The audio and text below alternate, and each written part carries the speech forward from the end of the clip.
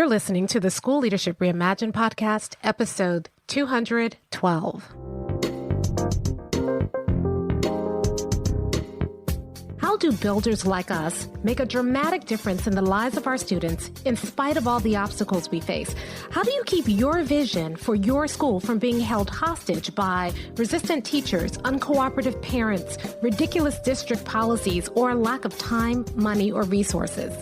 If you're facing those challenges right now, here is where you'll find the answers, strategies, and actionable tips you need to overcome any obstacle you face. You don't have to wait to make a difference in the lives of the people you serve. You can turn your school into a success story right now with the people and resources you already have. Let's get started.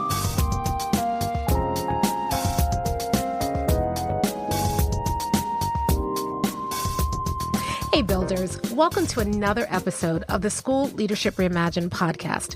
I'm your host, Robin Jackson, and today I'm so excited because every year we do a summer reading list, and it is one of the most popular episodes that we do. And this year is going to be even better because this year we are going to be doing the Summer Reading All-Stars. So let me give you some background about why we're doing Summer Reading All-Stars. I was thinking about the summer reading list this year, and I was looking at past summer reading lists just to make sure that I wasn't repeating myself. And I noticed that we have done 5 summer reading lists. The first one happened in 2018 on this podcast. And so I was looking at those, the summer reading list over the past 5 years. And I kept saying, oh, there's so much meat here. There's so many goodies here. And then the second thing that happened was I was talking to some of the builders inside of Buildership University, and I was talking about the difference between being widely read and well-read. Now, I am not terribly widely read. I am well-read. And the difference is widely read means people read a lot of books. But someone who's well-read means that they have read the same books over and over and over again, and they know them really well. And I believe, at least for me, that it's more powerful to find really good books, books that resonate, books that have useful information, and read them slowly, carefully, read them over and over and over again, and implement what you're learning in your practice. That's the purpose, I think, of reading books. A lot of people read a lot of books and then they never implement.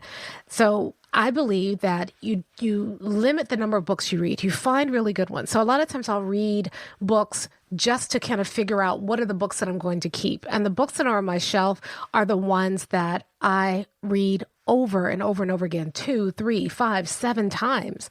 And then I implement what I'm reading. And that's what makes me better.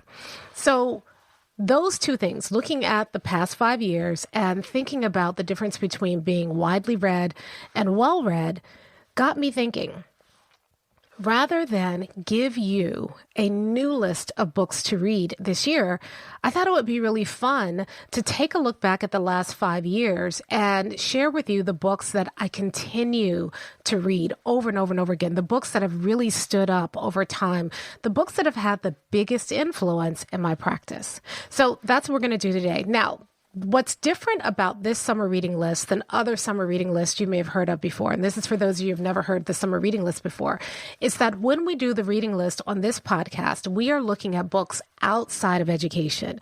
There are a lot of books in education. I write books for educators inside of education. But a lot of times I believe that as educators, we just only read education books because we think that, they're designed for us to run our schools. But there's a wealth of information outside of education. So I'm going to share with you 5 books that are outside of education, but that I believe have real implications for educators. All right, so let's go back all the way to 2018. And let me tell you, that list is still, the whole list still stands. If you want to check out the entire list, then go to episode 13. Just go to schoolleadershipreimagined.com/episode 13. And what I'll do is in the show notes, I'm going to put links to not only all of the books that I mentioned today, but to all of those prior summer reading lists so that you can go back to those lists and revisit them. Okay. So if you want to see today's show notes where everything is going to be there, just go to schoolleadershipreimagined.com/episode 212. Okay. So back in 2018, that was the first year we published the summer reading list on the podcast. And that list was really good. I mean, there are a lot of things. I had a hard time picking out the books that I thought, well, just one book out of that list, because they're all still good. And so many of them I revisit even now. But the one that stood out for me is a book called Influence: The New Science of Leading Change. And the authors of that book, it's a lot of them. It's Joseph Grenny, Carrie Patterson, David Maxfield, Ron McMillan, and Al Switzler.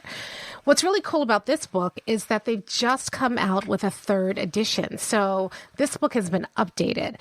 But what's powerful about this book is that this book talks about how you can lead change in an organization by leveraging the 6 sources of influence. And so this is a book that I continually revisit, especially when I'm teaching about culture. So inside of Buildership University, we use the 6 sources of influence as part of the culture cure, as part of the process we use to really impact culture. It works. It stood the test of time. What it does is it takes culture and influence, this big nebulous concept, and it breaks it down, and it shows you how the specific things that you need to be doing can really shift culture. And so one of the things I love about this book is that it breaks down the 6 sources of influence that anyone has inside of a culture. And it shows you how you need to shift things in each of those 6 areas if you want to change your culture. So it's very practical. It's very down to earth. They tell great, inspiring stories as a part of the book. It's backed by science, and it works. Again, that is Influence: The New Science of Leading Change. And make sure you look for the 3rd edition, because that has the most up-to-date information in it. That book, if you are struggling with culture, if you are trying to build a different kind of culture, if you're trying to get mass behavior change in your culture, whether that's for your teachers or your students, you need to read this book. Okay, so that's 2018. Now, in episode 40, which was in 2019, we had a new summer reading list. And I have to tell you, this list was pretty strong as well. But the book that I chose from this list is a book that feels a little counterintuitive. And that book is called Never Split the Difference: Negotiating as If Your Life Depended on It by Chris Voss. Now, why am I talking about a book on negotiation? This book is not just about negotiation. Now, Chris Voss is a former FBI hostage negotiator, and he shares a lot of tips about what you need to do in a negotiation. But here's why I love this book. This book gives you a lot of subtle things that you need to do when you are working with people and trying to come to a mutual agreement. So if you're sitting with teachers who are pushing back, this book is great to help you get to the root of it and help your teachers buy in, not just comply, but really buy into what you're doing. If you're working with parents who are insistent that things be done a particular way and you're trying to get things done a different way, then this book is great for helping get parents on board. And if you are negotiating with the district, if you are sitting down with your boss or the superintendent in your district and you're advocating for your vision in your school, this book is a great book to have in your back pocket because it works. And we have had people inside of Buildership University who have read this book and then sat down and advocated for their school inside their district and gotten things that they thought they would never get from their district in terms of support and resources for helping their school move towards their vision, just by reading this book. So it's, Chris Voss is a great character. I think he even has a class now on Masterclass, if you have a Masterclass membership, where you can watch him teach you the art of negotiation.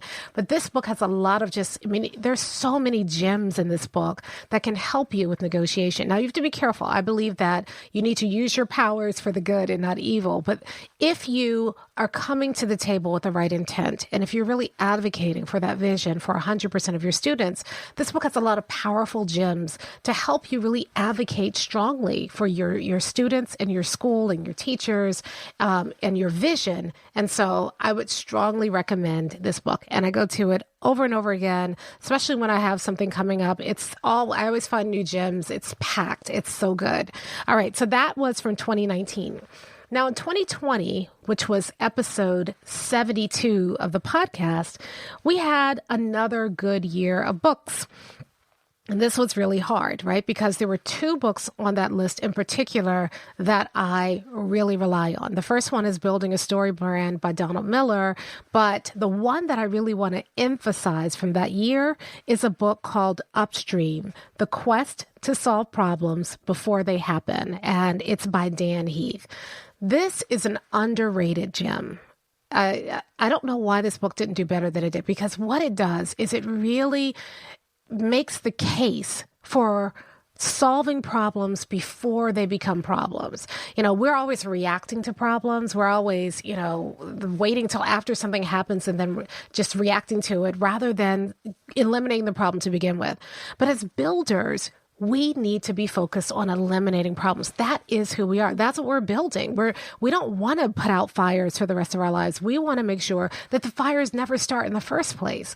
And so if you are tired of putting out fires and dealing with stuff every single year, this book is a great book to help you think about how do you nip stuff in the bud before they become problems.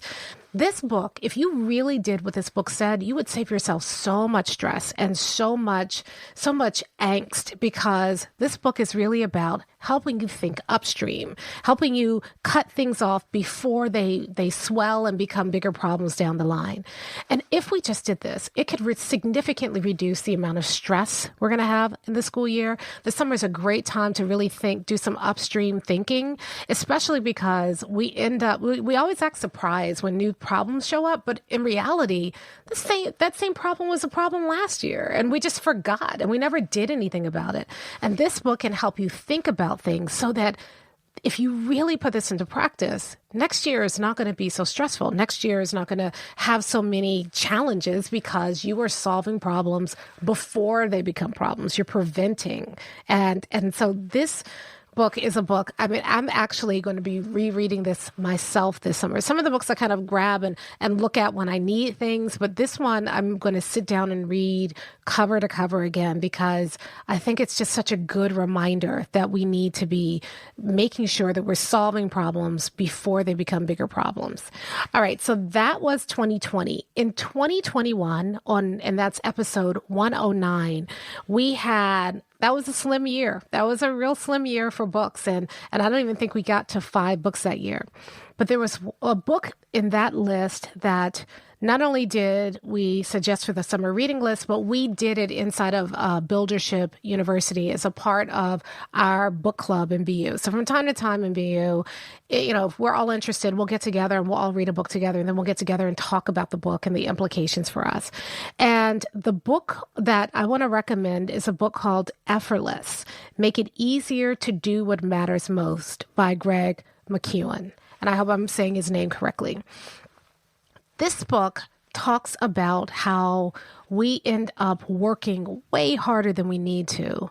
And it really helps you think through how to make the work that you do feel more effortless. And one of the things that came out in that conversation when we first read it, and one of the things that I kind of revisit when I revisit this book, is this idea that there's so much that we're doing that feels effortful, and that's why we're tired.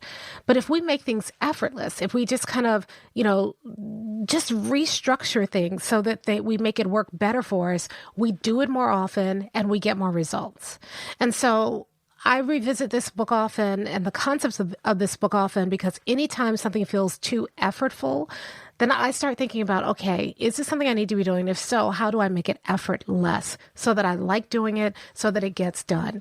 And that really aligns with one of the core values of Mind Steps, which is drama-free work environment, right?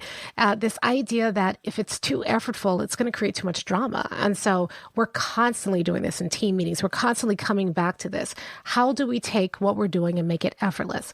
And I just came out of a team meeting this morning, and I was asking again, all right, how do we make this effortless? Because this is important. And if you started thinking that way about the most important work that you're doing, that work will get done. That's real. I mean, it's the key to making sure that the most important work gets done. So this is a great book if you are dropping the ball. It's a great book if you're feeling like it just takes too much energy and time and effort to do things that are really important. This is a great book to help you rethink the work and make the work effortless. And then finally, the last book is from 2022, last year, and it's episode 159. And this book is called The 4 Signs of Psychological Safety by Timothy Clark. I liked this book when I first read it, and that's why it made it to the summer reading list. But I can't tell you how many times I've come back to this framework. I love this framework because a lot of times people, talk about we want to create a safe environment, but they don't have language, they don't have a framework to talk about what it really means to make someplace safe.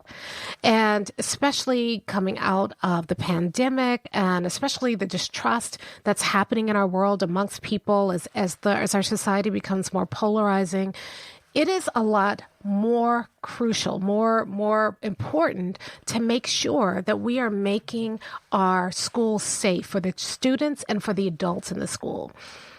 And I believe that this book is something that all of us should be studying right now to figure out how do we intentionally create safety. Now, you've heard me talk in the past about how builders, leaders try to make people comfortable, and builders realize that when you make people comfortable, they don't want to move because I'm comfortable. Like if I'm comfortable in this chair, why would I ever want to get up? What builders do is we don't focus on making people comfortable. We focus on making people safe. And this book has the best breakdown that I've ever read about what that means. What does it mean when you say, I want my kids to feel safe? So I love this book because it takes this concept of safety and it makes it tangible so that when we say we want to work on safety or make someplace safe, this is what we really mean. So that's it. Those are the 5 books that I recommend you revisit this summer. Those are the 5 books that I'm going to be diving into this summer. Actually, I'm going to be doing more than that because as I was going through the summer reading list, I said, oh my goodness, I forgot about this book. I need to pull that out. I start pulling things out off my shelf again and taking a look at those books. Here's what I want to challenge you to do. 5 books is a lot for this summer. But based on these descriptions and the problems that I think these books solve, I want to challenge you to pick at least one of these 5 books and take it out and read it this summer and reread it and pick something, some tangible thing from this book and implement it in your practice this coming fall. So rather than just reading a book and just, oh, that was a good book and those great ideas and maybe I'll do something one day, let's all commit to implementing. All right. So I'd love to hear what you're reading right now. So what I'm going to ask you to do is in school, the School Leadership Reimagined Facebook group. If you would jump into that Facebook group, and if you're not a member, go ahead and join because that's where all the good stuff is happening. That's where we, continue the conversations after the show. And actually, I'm in there more these days because I want to make that a more active group. But please join the School Leadership Reimagined group and tell me what book you're reading. Now, here's the only thing. It cannot be a book aimed at educators. It has to be a book outside of education. And if you don't have a book, tell me which one of these books on this list you're going to be reading this summer. Because here's the thing. When you are well-read and when you read a book and you take that information and you digest it and you implement it in your practice, that's how you grow. That's how you get better. That's how you get mentored by some of the best minds in the world. And it's also how you can continue to grow and get better like a builder. I'll talk to you next time.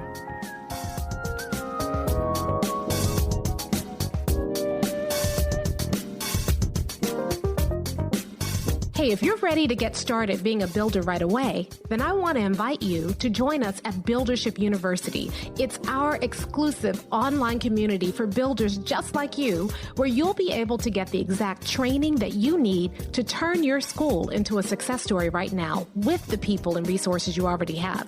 Inside, you'll find our best online courses, live trainings with me, tons of resources, templates, and exemplars, and monthly live office hours with me where you can ask me anything and get my help on whatever challenge you're facing right now.